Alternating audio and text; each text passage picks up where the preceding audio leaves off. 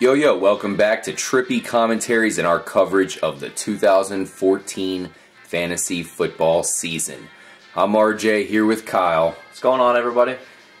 The penalty has come. We now know that Ray Rice will be suspended for 2 games. Wait, that's right? Yes, only 2 games. I mean, we of course do not agree with the ruling at all. There are guys doing things that are not nearly as bad as hitting your significant other. Knocking her out. Yeah, getting suspended for a lot longer than 2 games. Allegedly. So, you know, that goes without being said. We do not agree with the penalty, but we do have to look past that because from a fantasy football perspective, there might be pretty good value here, guys. We hate to say it, but Gary Kubiak is in town, so maybe we should be looking at Ray Rice. I think he will drop, because some people aren't going to want to associate their name with Ray Rice anymore. Yeah. Let's go ahead and look at it from a fantasy perspective. To start off, Kyle, 2-game suspension. There's of course 16 games in the season. What do you think as far as 2 games out of this guy's 2014 career? From what I've heard is that apparently he had a meeting with Roger Goodell, and apparently it went well. Roger Goodell had some sympathy for him apparently, so. Reduces it down to 2-game suspension. To me, that's nothing, man. That's a slap on the hand. 2 weeks, I'm not really concerned about that from a fantasy standpoint. The thing I'm concerned about with Ray Rice is his season he had last year. I mean, let's take the off-field stuff. Let's go straight to the field about Ray Rice. I mean, there was a few games at the end of last season where I was like, okay, there's a little bit of the Ray Rice that I used to know, but for the whole, first 3/4 of the season, he was horrible. I know you actually drafted him in the first round in one of our leagues last year. I did. I got to say, you're probably pretty disappointed. Very disappointed. I mean, he just had 4 seasons of rushing over 1,000 yards, having over 5 touchdowns each season. One season he had 1,300 yards, 12 touchdowns. I mean, yeah, he was a great running back. And I was torn between either him or Marshawn Lynch, and unfortunately, I went with Ray Rice, and oh man, he killed me. Yeah. But there is room for improvement, that's for sure. Before last season, Ray Rice was a stud. I mean, he pretty much got the team to the playoffs. I remember he had a couple key plays where one was like 4th and 30 or something, caught the ball and ran all the way for the first down and got it by about an inch. He was the man. Last year, he fell off. The year before also, Kyle, even though Ray Rice was the man, I felt like Bernard Pierce was pretty impressive that season. He also fell off last year. Well, I think off that season, he was, the situations that he was put in. Ray Rice was grounding and pounding for most of the game. They'd bring Pierce in to kind of mix it up, and yeah, he had some bursts. And he was a rookie, and everyone was like, hey, this guy looks like he's going to be good too. So going into last year, that was kind of my strategy. I took Ray Rice high, and I took Bernard Pierce late in the draft, just so I'd have him just in case, because I was like, hey, maybe Bernard Pierce is the guy that might step up this year come late season if Ray Rice starts getting worn down. So, fortunately, it didn't happen. Bernard Pierce didn't happen at all. Had just as bad of a season as Ray Rice. I think just the Ravens in general. I feel for Baltimore fans last year because you go from the ultimate high to like just such a letdown the next season. Yeah. I mean, I don't know if it was a problem with the offensive line, if it was a problem with the scheme they were running, but with Ray Rice, going back to the person of the topic here, I just didn't see the burst from him last year. That's what a lot of people were noticing. Like, he didn't have a lot of long runs. He was getting 3-4 yards a carry. He didn't really break any 20-yard runs. Like, that's what we were used to seeing from him, and that was concern to me. But like I said, towards the end of last year, he was starting to kind of get it back. And from what I've heard here so far during the meetings, when the players came together, is that, like Joe Flacco was saying, it kind of looked like the old Ray Rice. He had that kind of first quick step that he used to have, and kind of that burst getting through the hole. And 2-game suspension, man, that doesn't really affect me at all in my draft. Not at all. I mean, it almost is like he'll come in fully healthy in week 3 and have a nice burst to him. From my point of view, I'm probably going to be recommending him heavily, guys. There's going to be a lot of people in your leagues that are probably going to let him go because of his off-the-field problems and his 2-game suspension on top of it. That's going to give him good value. He's got the whole Super Bowl, post-Super Bowl slump here with the rest of the team. We've seen that countless times by many teams, just kind of being flat that year after they won a Super Bowl. Happened to the Ravens. And the Gary Kubiak addition. We've seen countless running backs show up out of nowhere and do well in that system. I think their offensive line is going to be good enough. They added Jeremy Zutaw there at center. That was one position they really needed to upgrade. I think he'll be just fine. Yeah. And I think they're going to be pretty good there. Ray Rice is going to be the benefactor of a better offensive line, or at least better system for them to play in. That makes it easier to run in. And he's also going to be catching balls out of the backfield. The one question I have to you, Kyle, is do you think Joe Flacco can bounce back from last year? Because obviously if he bounces back, that's going to improve Ray Rice as well. Well, the addition of Steve Smith is definitely going to help him bounce back. Joe Flacco needs to bounce back. I mean, he signed a ridiculous contract last year.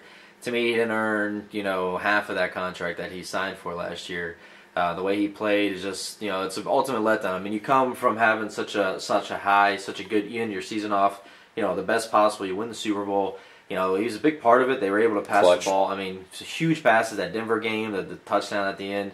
I mean, it's, ridiculous plays that Baltimore's pulling off. And maybe, I mean, like they say that in the offseason after a Super Bowl, it is hectic. It is, you have a lot of events you got to go to. He signed a huge contract. He was probably just living it up. I think maybe the whole team may have suffered from that. So we usually see a team like this, they'll suffer, but if they have all the intangibles there, like I said, adding Steve Smith is going to help their passing game out tremendously. You can look for a team like this to possibly bounce back. Obviously, Harbaugh is going to bring them all around. He's a great coach. He's proven that. He's going to bring them around. They're going to bring in the pieces they need to eventually. And but for right now, I mean, what do you think? You think Ray Rice falls to maybe a third round now in the draft with the news and people kind of getting scared? Because it happened last year with Josh Gordon. Josh Gordon was suspended for the first 4 games of the season. And he fell pretty low in a lot of drafts. A lot of people scooped him up low, and he ended up winning them, championships. Yeah, I think Ray Rice is going to fall. I definitely recommend grab him, guys. I think he's going to bounce back here. If you look at all of his season stats, they are all amazing, other than last year where he fell off completely. Yeah. There is a chance he could suck again. There's a big chance of that. But if he's anywhere near the skill level that we've seen in the other seasons, that's a mega running back here, and a guy you're going to get at a great cost. Now, what I want to know is, was he injured last year? I haven't found anything actually confirming that he's injured. What has happened to Ray Rice to where, like I said, we noticed that he didn't have that burst? Was it just a thing of the whole team was straight Super Bowl hungover, or is there something wrong with Ray Rice? Because this guy should be killing it every year. He's one of the hardest runners we've seen in a long time. He's got an excellent burst. It's hard and impossible to take him down. He's small. He's low. He's kind of like an Emmitt Smith. It's hard to bring him down, hard to find him in the hole. And there's no reason why he should not be, as good of a running back as he's been. I mean, I got to write it off as just it was a bad season last year. Yeah, the one thing we can say about Ray Rice is he certainly has something to prove now all over again, because he's proven it a lot in the past, going all the way up to that Super Bowl victory. So we definitely can say, guys, make sure to draft. Don't let him fall past the 4th round here. There's going to be plenty of guys avoiding him. 4th round, that would be ideal. Yeah, that'd be ridiculous. Now, a guy we got to talk about. We already touched on him, Bernard Pierce. Would you draft him at all, K-Mac? Like I said, usually when you get down to about the last 2 rounds of the draft, I start looking at kind of to fill either that void of my own, have my own handcuff if I need it in case. So if I do have Ray Rice like I did last year, I'm going to take him low because a lot of people just aren't going to pick him up unless, handcuffing is getting a little more popular in fantasy football. So some people do it just to be a dick, just to say, I'm going to take him so you have to trade. But, I start looking that way, and then I start looking for sleepers that no one has picked up at that point. So, I mean, he hasn't proven it to me yet that he is good enough to be on your team, to start on your team. But if you got the room, you got a big enough bench there, why not throw him on there? Because Ray Rice goes down, I don't see a lot of competition for Pierce. Okay, well, just because so we get a good idea of where you rank him, Kyle, I'm going to throw out some guys. You tell me over/under. Yeah, if you would draft Bernard Pierce or this guy instead. Okay. Danny Woodhead. Oh. Ryan Matthews in town still. But I know that they're looking to give the share back to Danny Woodhead. So I'd probably take Danny Woodhead over Bernard Pierce just because he's proven it to me that you can run with Danny Woodhead. Yeah, and you can throw it to the guy too. Exactly. He's a pretty good all-around guy. We'll definitely have to talk about him when we get to the Chargers and their group of weapons there. Keenan Allen. Okay, here's a good one. All right. Chris Ivory, contending with Chris Johnson. With Chris Johnson. Well, see, I heard they're going to get split time as well. I got to go Chris Ivory. Chris Johnson has a chance to get injured. Chris Ivory has proven before that he can be a starter on your team. It's been pretty impressive. He just gets injured. Yeah, he gets injured. And, yeah, I mean, like I said, Bernard Pierce, I think I had to start him like 3 weeks last year. This guy's a week 1 starter here. Bernard Pierce. He's in there. I know. If he comes out and kills it, I mean, you can take him on the hopes that he's going to come out and just do good. Still young. And maybe keep going. But I'd have to have Ray Rice in order to get Pierce. If I don't have Ray Rice, I don't think I'm taking Pierce. Okay, what about Jeremy Hill, rookie running back for the Cincinnati Bengals, going to be splitting time with Giovanni Bernard? All right. I do like what I hear about him. That would be kind of a sleeper pick, so that'd be kind of a different route there, but I don't see Bernard really getting banged up or injured. I think he's going to be a beast of a running back this year, so I would probably in that situation take Bernard Pierce over. Bernard Pierce, okay. Yeah. Last guy. Another rookie running back for the Cleveland Browns, Terrence West. Terrence West. Yeah, I like Terrence West. I think I would just I would take him just because of the sleeper value, just hey, this might be the guy to come out and do something. So pretty good chance Ben Tate will probably get injured for Cleveland at some point. Exactly. Yeah, as we touched on that in the earlier video when we broke down Johnny Manziel. Yeah, make sure you guys look at that if you haven't watched our Johnny Manziel versus Brian Hoyer training camp showdown video. Yeah. Make sure to check that out. It's in the playlist, so it should be pretty easy for you guys to find. As we will break out all of our rankings for every position, we'll also be doing some mock drafts. If you guys want to basically join in for a mock draft, let us know. We'll time it out so we can record it and you guys can be in it and everything. Getting back to, of course, Ray Rice and the Baltimore Ravens. There's one guy we have to bring up. Their 4th round draft pick, Lorenzo Taliaferro. This is a pretty decent guy here. He came out of Coastal Carolina. Unfortunately, he's dealing with some legal issues himself. It's just a misdemeanor for destruction of property and public drunkenness. It's never a good thing. That's college life. Yeah, pretty much. But this kind of it happened after he got drafted. So he was on that buzz. Man. Just became man. Slightly rich here. He didn't mean to flip over that car. He's just too strong. Yeah, public drunkenness. We've all done it once or twice. So getting to Lorenzo Taliaferro, I think this guy will probably go undrafted. I'm not too high on him. Would you take him as a sleeper, K-Mac? No, not at all. Not because, I mean, he's going to be second. I mean, he's going to be second on the depth chart for 2 weeks, but that's, as a rookie, I mean, hey, they drafted him, in the 4th round? That's pretty high for a guy like that to go. So, I mean, it was a very slim pickings for running backs this year in the draft, but, I can't. There's other people that will be playing that I know are going to put up points that I can get in those last 2 rounds. Yeah, and to kind of sign off on the Ravens, I mean, I love their offense this year. From a fantasy perspective, it's a little bit scary because I think the addition of Steve Smith is going to kind of cancel out Torrey Smith a little bit. Some of these long bomb Torrey Smith plays look a lot like long bomb Steve Smith plays, which means Steve Smith will be taking some of those from Torrey. It's going to be a little bit confusing with the Smith combo, that's for sure. But that's going to make their offense better. Kyle, I know you like Dennis Pitta, another weapon in this system. Yeah. It's going to open up Ray Rice. That's what they're probably going to have to do. They're going to have to come out throwing to begin with and then set up holes, a bunch of, plays where they can get Ray Rice back out in the passing game as well. Play action passes. Last year, his numbers are down in the passing game as well. So, like I said, I'm writing last year off as being hungover from the Super Bowl.